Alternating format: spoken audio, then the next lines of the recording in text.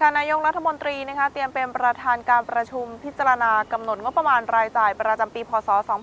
2563 ค่ะขณะเดียวกันก็จะต้องติดตามความคืบหน้านะคะและการให้ความช่วยเหลือประชาชนที่ได้รับผลกระทบจากพายุโซนร้อนปลาบึกค่ะช่วงเช้าวันนี้พลเอกประยุทธ์จันทร์โอชานายกรัฐมนตรีและหัวหน้าคณะรักษาความสงบแห่งชาติหรือคสช.เตรียมเดินทางเข้าปฏิบัติงานที่ทำเนียบรัฐบาลตามปกติโดยนายกรัฐมนตรีจะเป็นประธานการประชุมพิจารณากำหนดงบประมาณรายจ่ายประจำปีงบประมาณพศ 2563 หลังจากนั้นจะใช้เวลาปฏิบัติงานตามปกติโดยไม่มีวาระงานหรือการประชุมใดเป็นพิเศษขณะที่ความเคลื่อนไหวอื่นๆภายในทำเนียบรัฐบาลนั้นพลเอกประวิตร วงษ์สุวรรณรองนายกรัฐมนตรีและรัฐมนตรีว่าการกระทรวงกลาโหมจะเป็นประธานการประชุมคณะกรรมการสิ่งแวดล้อมแห่งชาติครั้งที่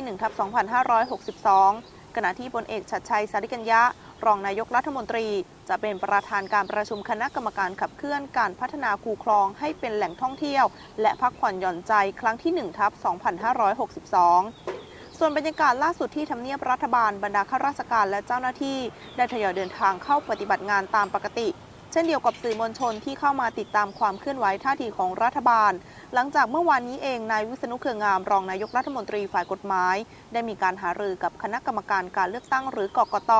ในเรื่องของการกำหนดวันเลือกตั้งและการจัดการเลือกตั้งซึ่งนายวิษณุเองก็ได้เสนอให้กกต.พิจารณาวันเลือกตั้งที่ไม่ทับซ้อนพระราชพิธีบรมราชาภิเษกที่จะมีตั้งแต่ช่วงสงกรานต์ไปจนถึงวันที่ 20 พฤษภาคมและต้องอยู่ในกรอบ 150 วันของกฎหมายคือภายในวันที่ 9 พฤษภาคมซึ่งวันเลือกตั้งควรมีก่อนพระราชพิธีบรมราชาภิเษกส่วนจะกำหนดวันใดขึ้นอยู่กับกกต.ในการพิจารณาความเหมาะสมนอกจากนี้ยังต้องติดตามความคืบหน้าพายุโซนร้อนปลาบึกซึ่งรัฐบาลได้สั่งการให้ทุกหน่วยงานที่เกี่ยวข้องประสานงานอย่างใกล้ชิดและวางแผนอย่างรอบด้านเพื่อให้พร้อมในการช่วยเหลือประชาชนที่ได้รับผลกระทบในทันทีนิวัฒน์ นนท์ ใสถ่ายภาพอลดาชื่นลุ่งรายงานจากทำเนียบรัฐบาลค่ะ